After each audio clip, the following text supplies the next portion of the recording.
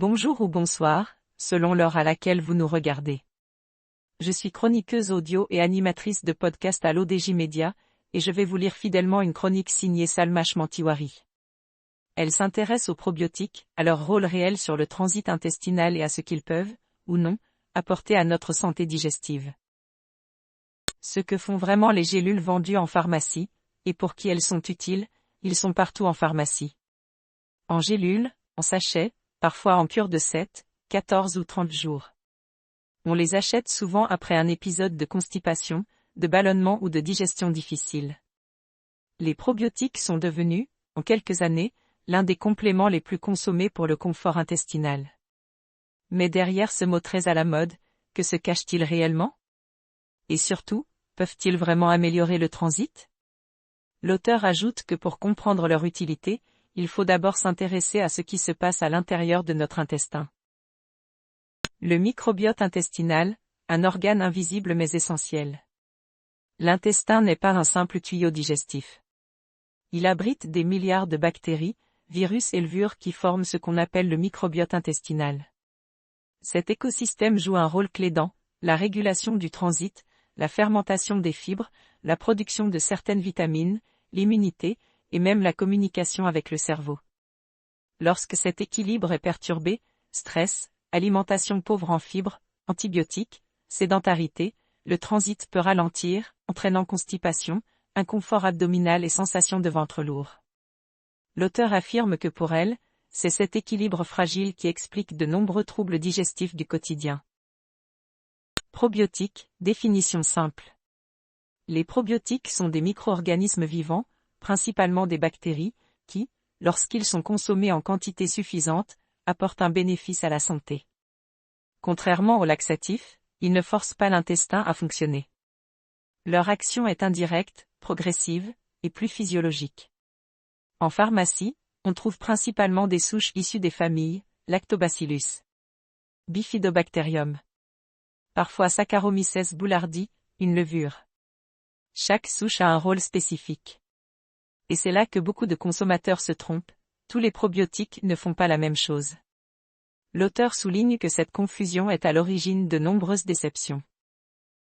Constipation, pourquoi les probiotiques peuvent aider la constipation fonctionnelle, la plus courante, est souvent liée à un manque de fibres, une hydratation insuffisante, un transit trop lent, une flore intestinale appauvrie. Certaines souches probiotiques ont montré une capacité à augmenter la fréquence des selles, améliorer leur consistance, réduire les ballonnements, stimuler légèrement la motricité intestinale. Elles agissent notamment en produisant des acides gras à chaîne courte, qui nourrissent la muqueuse intestinale et favorisent un environnement propice au transit. L'auteur pense toutefois qu'il est essentiel de rappeler que ces effets ne sont ni immédiats ni universels. Pourquoi ça ne marche pas chez tout le monde? C'est l'un des points les plus importants à expliquer. Les probiotiques ne sont pas une solution miracle immédiate.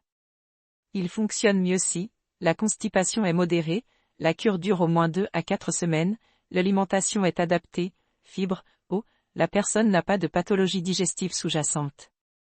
Chez certaines personnes, la constipation est mécanique, hormonale ou liée à des médicaments, dans ces cas-là, les probiotiques seuls ne suffisent pas. L'auteur rappelle que c'est précisément là que naissent les incompréhensions et les attentes irréalistes. Probiotiques vs laxatifs, une différence fondamentale: les laxatifs stimulants provoquent une contraction artificielle de l'intestin.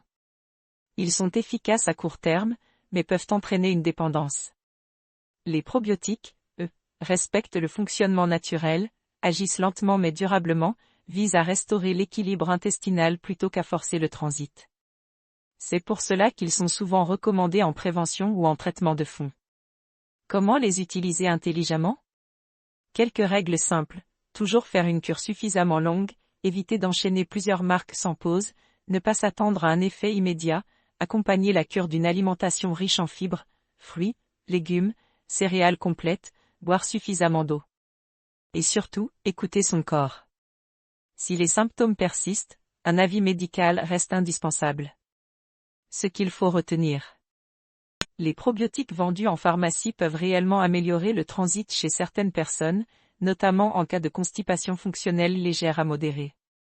Leur efficacité repose sur la régularité, la durée et l'hygiène de vie globale. Ils ne remplacent pas une alimentation équilibrée, mais peuvent devenir un allié discret et durable du confort intestinal. Merci de nous avoir suivis sur l'ODJ Média. Cette chronique vous a été lue en respectant scrupuleusement, mot pour mot, les propos de son auteur, Salma Chmantiwari. Nous continuerons à décrypter les sujets de santé et de bien-être avec rigueur et pédagogie. Rendez-vous très bientôt pour une nouvelle chronique.